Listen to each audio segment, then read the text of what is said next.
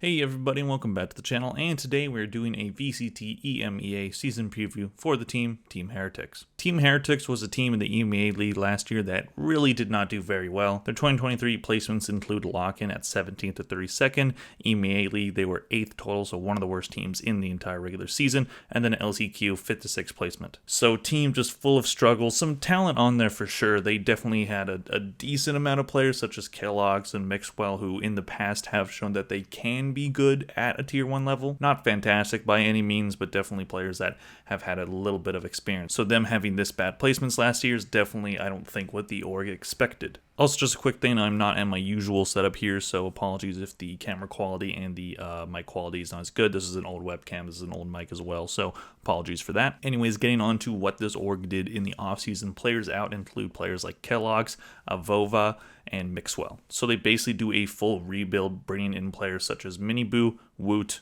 Rhines, and Patatek as an extra. Championships won by the org are 0, and for the 2023 MVP, I chose Kellogg's. Not that he really lit the world on fire, none of these players really did, but he was a serviceable player for them throughout the season. He does end up leaving for a tier 2 team though. Moving on to the 2023 stats for all of these players, starting with Boo, the only remaining member of the roster that was started last year. Throughout the entire VCT season, he had 317 kills, 396 deaths, 129 assists for key ratio of 0.80, playing characters such as Cypher, Sova, Breach, and Killjoy. So as I said, Boo is the only player from the start of the 2023 season last year, and I don't know if he is specifically the right choice to keep. He could absolutely have a bounce back season with this new roster, but his stats last year are very rough. 317 kills throughout the entire season is one of the lowest numbers that I've seen from a player that played consistently. While he's not playing a duelist role, so you don't really expect him to just be frigging out all the time, having a 0.80 is an abysmal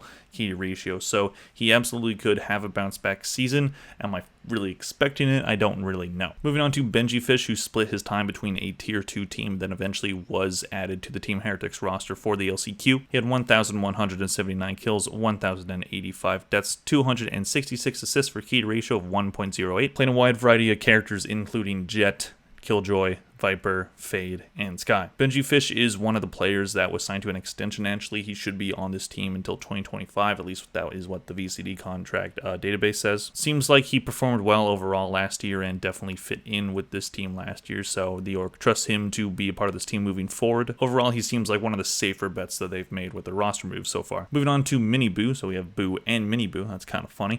He had 1,060 kills, 927 deaths, 255 assists for key ratio of 1.14.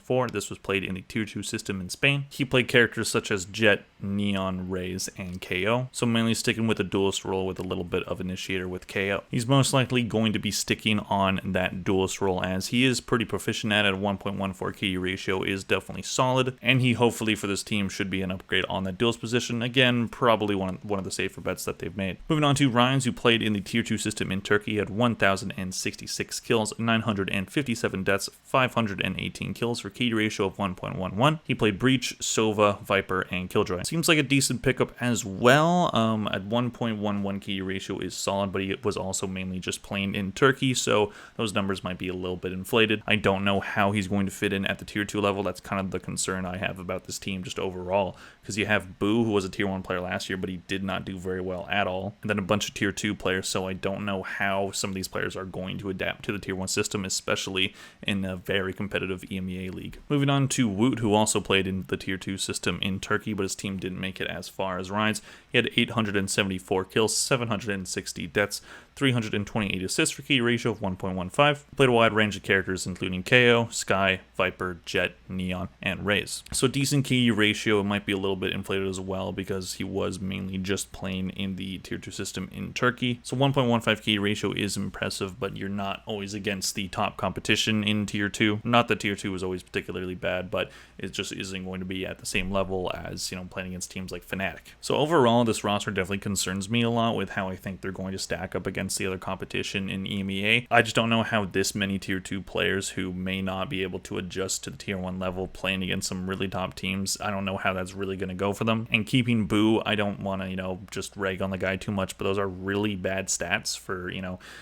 like, you could maybe excuse a 0.80 if you were maybe playing Smokes, but he was playing Initiator and Sentinel, so you should be better than that. Benji Fish did fit in well with them last year, but he only played in the LCQ. Mini Boo should be able to be a good addition to the duelist role. We'll see how the roles work out for Ryans and Woot. Again, I just don't know if I see this team being competitive.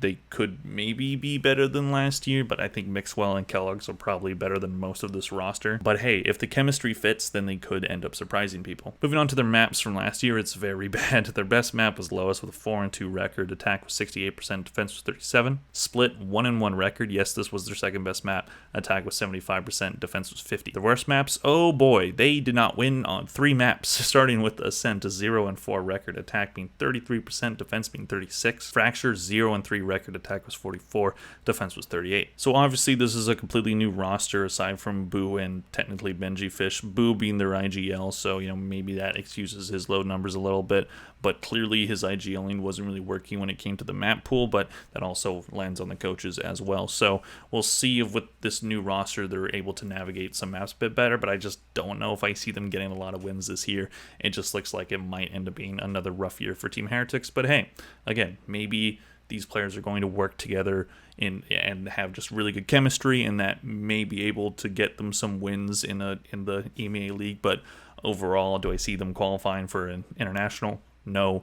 Do I see them winning one? If they do, no. So, again, it just looks like it might just be another rough season for Team Heretics. Let me know what you guys think in the comment section down below. Do you think Team Heretics is going to surprise people and maybe be a decent team, or do you think this team of mostly Tier 2 players that were on teams that didn't exactly go very far in the Tier 2 system, do you think that it's going to crash and burn? Please click like if you enjoyed the video. Thank you all for watching. I'll see you guys in the next one. Bye.